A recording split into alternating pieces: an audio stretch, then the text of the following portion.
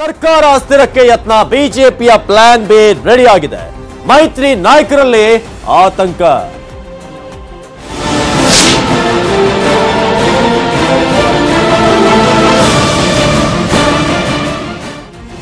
ಒಂದ್ ಕಡೆ ರಾಜ್ಯ ಬಜೆಟ್ ಅಧಿವೇಶನಕ್ಕೆ ದಿನಗಣನೆ ಆರಂಭವಾಗಿದೆ. ಮೂರು ಪಕ್ಷಗಳಲ್ಲೂ ಕೂಡ ಟೆನ್ಷನ್.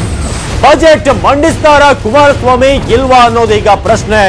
ಅದರೊಳಗಡೆ ಏನೆಲ್ಲ ಗೇಮ್ ಪ್ಲಾನ್ಗಳು, ಫೈನಲ್ ಆಟಕ್ಕೆ ಈಗ ವೇದಿಕೆ ಸಜ್ಜಾಗಿದೆ. ಮೂರು ಪಕ್ಷಗಳಲ್ಲೂ ಕೂಡ ಟೆನ್ಷನ್ ಮನೆ ಮಾಡಿದೆ.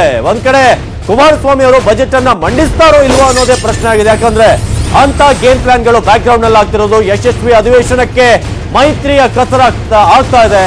ಆದ್ರೆ ಅವಿಶ್ವಾಸ ಮಂಡನೆಗೆ ಬಿಜೆಪಿಯ ಚಿಂತನೆ ಆಗ್ತಾ ಇದೆ.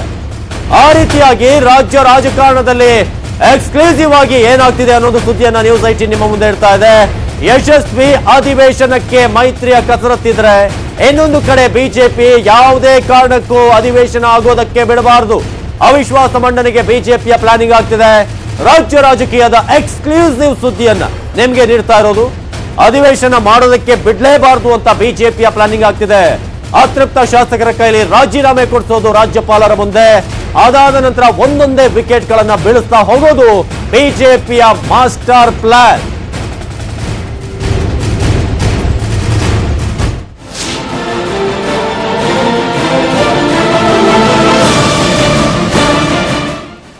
ಇನ್ನು ಮೈತ್ರಿ ಸರ್ಕಾರಕ್ಕೆ ಅತೃಪ್ತ ಶಾಸಕರ ಕಾಟ ಇನ್ನೂ ಕೂಡ ಕಾಡ್ತಾ ಇದೆ. ಕಾಂಗ್ರೆಸ್ನ ಅತೃಪ್ತರ ನಡೆ ಇನ್ನೂ ಕೂಡ ನಿಗೂಢವಾಗಿದೆ. ಯಾರಿಗೂ ಗೊತ್ತಿಲ್ಲ ಕಾಂಗ್ರೆಸ್ನ ನಾಯಕರಿಗೆ ಆ ಅಜ್ಞಾತ ಸ್ಥಳದಲ್ಲಿರುವಂತಹ ನಾಯಕರು ಏನ್ ಮಾಡ್ತಿದ್ದಾರೆ, ಅವರ ಗೇಮ್ ಪ್ಲಾನ್ ಏನು, ಏನವರ ಮುಂದಿನ ನಡೆ, ಕಾಂಗ್ರೆಸ್ಗೆ ವಾಪಸ್ ಬರ್ತಾರಾ ಅಥವಾ ಬಿಜೆಪಿ ಕಡೆ ವಾಲಿ ಆಗಿದೆಯಾ ಅನ್ನೋದು. ಕಾಂಗ್ರೆಸ್ನ ಅತೃಪ್ತ ಶಾಸಕರ ನಡೆ ಇನ್ನೂ ಕೂಡ ಒಂದು ರೀತಿಯಾಗಿ ಯಾರಿಗೂ ಕೂಡ ಗೊತ್ತಾಗದ ರೀತಿಯಾಗಿದೆ.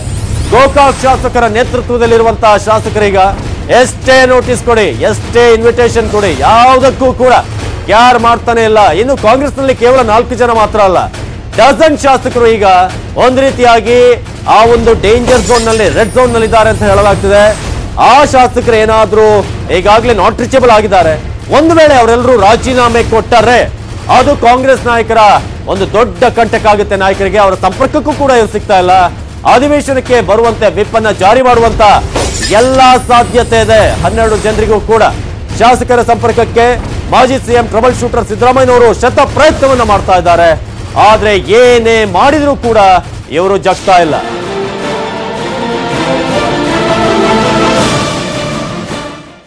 ಇನ್ನು ಕಾಂಗ್ರೆಸ್ ಮತ್ತು ಮೈತ್ರಿ ಪಕ್ಷಗಳಿಗೆ ಜೆಡಿಎಸ್ ನಲ್ಲಿ ಈ ಪ್ಲಾನ್ ಆಗ್ತಾ ಇದ್ರೆ, ಈಗ ಬಿಜೆಪಿ ಪ್ಲಾನ್ ಬಿ ಅನ್ನ ಸಿದ್ಧ ಮಾಡ್ಕೊಂಡಿದೆ. ಸೈಲೆಂಟ್ ಆಗಿ ಬಿಜೆಪಿ ಪ್ಲಾನ್ ಬಿ ಅನ್ನ ರೆಡಿ ಮಾಡಿದೆ. ಪ್ಲಾನ್ ಎ ಆಲ್ಮೋಸ್ಟ್ ಫೇಲ್ಯೂರ್ ಆಯ್ತು. ನಾಳೆಯಿಂದಲೇ ಆ ಪ್ಲಾನ್ ಬಿ ಅನುಷ್ಠಾನಕ್ಕೆ ಬರುತ್ತೆ. ಅತೃಪ್ತರಿಂದ ರಾಜೀನಾಮೆ ಕೊಡಿಸೋದು ಮೊದಲ ತಂತ್ರ. ಅಲ್ಲಿಂದ ಆರಂಭ ಆಗುತ್ತೆ ಪ್ಲಾನ್ ಬಿ. ಬಜೆಟ್ ಅಧಿವೇಶನ ನಡೆಯೋದೇ ಡೌಟ್ ಅಂತ ಈಗಾಗಲೇ ಹೇಳಿಕೆಯನ್ನ ಕೊಟ್ಟಾಗಿದೆ ಮಾಜಿ ಡಿಸಿಎಂ ಆರ್ ಅಶೋಕ್. 20ಕ್ಕೂ ಹೆಚ್ಚು ಶಾಸಕರು ಕೈಗೆ ಸಿಗ್ತಾ ಇಲ್ಲ. ಆ ಮೂಲಕ ಅಧಿವೇಶನ ನಡೆಯುತ್ತಾ, ಬಜೆಟ್ ನಡೆಯುತ್ತಾ? ಆರ್ ಅಶೋಕ್ ಅವರ ಹೇಳಿಕೆ ಬಹಳ ಕುತೂಹಲ ಮೂಡಿಸ್ತಾ ಇದೆ. ಕುಮಾರಸ್ವಾಮಿ ಅವರು ಬಜೆಟ್ ಅಧಿವೇಶನವನ್ನು ನಡೆಸೋದೇ ಡೌಟ್ ಅಂತ ಅತೃಪ್ತರಿಂದ ನಾಳೆ ರಾಜ್ಯಪಾಲರಿಗೆ ರಾಜೀನಾಮೆ, ಈ ಮೂಲಕ ಸರ್ಕಾರದ ಮೇಲೆ ಒತ್ತಡವನ್ನು ಹಾಕೋದು. ಅವಿಶ್ವಾಸ ನಿರ್ಣಯಕ್ಕೆ ಬಿಜೆಪಿಯ ಒತ್ತಾಯ. ಇದು ಪ್ಲಾನ್ ಬಿ. ಇದು ವರ್ಕೌಟ್ ಆಗುತ್ತಾ ಅಥವಾ ಮತ್ತೆ ಕೈ ಸುಟ್ಕೊಳ್ತಾರ? 20 ಶಾಸಕರನ್ನ ಅಧಿವೇಶನದಿಂದ ದೂರ ಇಡೋದು ಈ ಪ್ಲಾನ್ ಬಿ ನ ಸಾರ.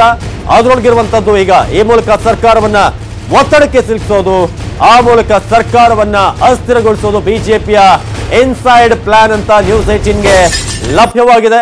ಆದ್ರೆ ಏನೇನಾಗ್ತಿದೆ ಸದ್ಯಕ್ಕೆ ಅಂತ, ಈಗ ಕಾಂಗ್ರೆಸ್ ಅಲ್ಲಿ ಏನಾಗ್ತಿದೆ, ಬಿಜೆಪಿಯಲ್ಲಿ ಏನಾಗ್ತಿದೆ ಅನ್ನೋದು ಬಹಳ ಇಂಟ್ರೆಸ್ಟಿಂಗ್. ಇದು ಎಕ್ಸ್ಕ್ಲೂಸಿವ್ ನ್ಯೂಸ್ 18 ನಿಮ್ಗೆ ನೀಡ್ತಿರೋದು. ಕೃಷ್ಣ ಈ ಬಗ್ಗೆ ಹೆಚ್ಚಿನ ಮಾಹಿತಿಯನ್ನು ನೀಡ್ತಾರೆ ನಮ್ಮ ಪ್ರತಿನಿಧಿ ಕೃಷ್ಣ. ಸದ್ಯಕ್ಕೆ ಫೈನಲ್ ಹಂತಕ್ಕೆ ಈಗ ಕೊನೆಯ ಒಂದು ಅಸಲಿ ಆಟ ಶುರುವಾಗೋದು. ಏನ್ ಪ್ಲಾನಿಂಗ್ ಇದೆ ಮೂರು ಪಕ್ಷಗಳಲ್ಲಿ ಅಂತ?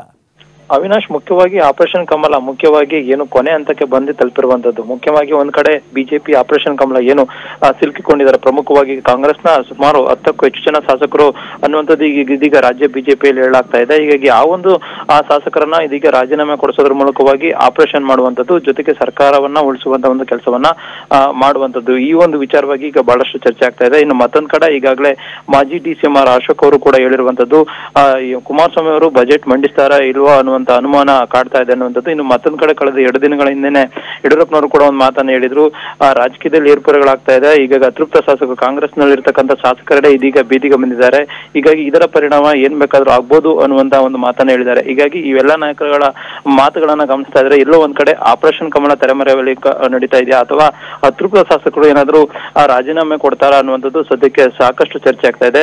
ಹೀಗಾಗಿ ಆ ಒಂದು ಚರ್ಚೆಗೆ ಗ್ರಾಸ ಅದಕ್ಕೆ ಪುಷ್ಟಿ ನೀಡುವಂತೆ ಇದೀಗ ಅತೃಪ್ತ ಗೋಕಾಕ್ನ ಶಾಸಕರು ಸೇರಿದಂತೆ ಸುಮಾರು ಧನ್ಯವಾದ ಮಾಹಿತಿಗಾಗಿ ಕೃಷ್ಣ, ಮಾಹಿತಿಗಾಗಿ.